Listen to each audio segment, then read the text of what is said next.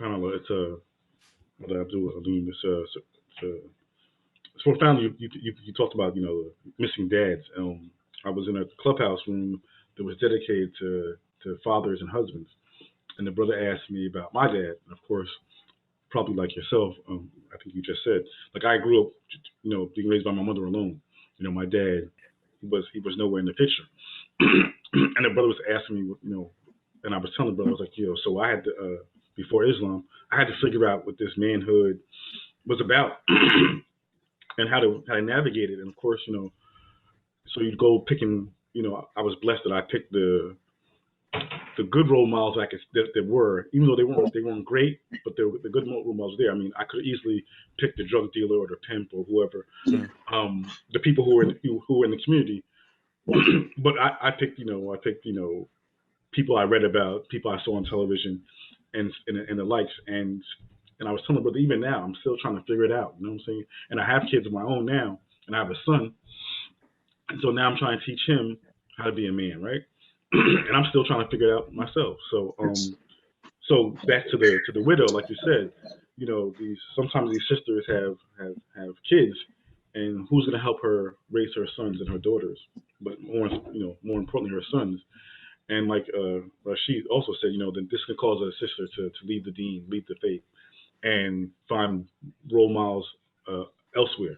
So I think we have to be extra diligent as Muslims and as men of the community to step up, and and save our community, save our future, and not only marry these women if we're able to, but we all masses should have some sort of program to help young men transition from boyhood to manhood. You understand?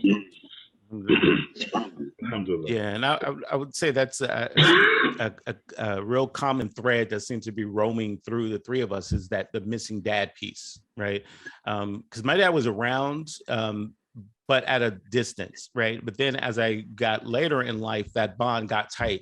And for those number of years, I really wish that he was around. And I think there's certain things that a man can teach a son, that although mothers try their best and they are very good at what they do, but it can be definitely trying for a single mother, trying to raise boys. There's just like I said, there's certain things we need to learn. And the other day I just remembered I was watching something, and they were talking about relationships, and a lot of the guys that they were talking to were they didn't have fathers in their homes.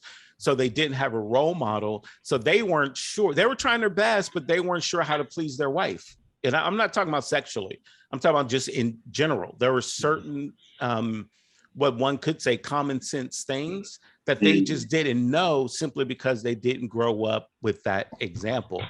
So to apply that to here, if we as Muslim men are engaging the widows or the single sisters and trying to be role models for these boys, that can do nothing but be good for the community and for that family, inshallah ta'ala, and all the blessings that actually come out of that. I mean, that could be the small thing that will enter us into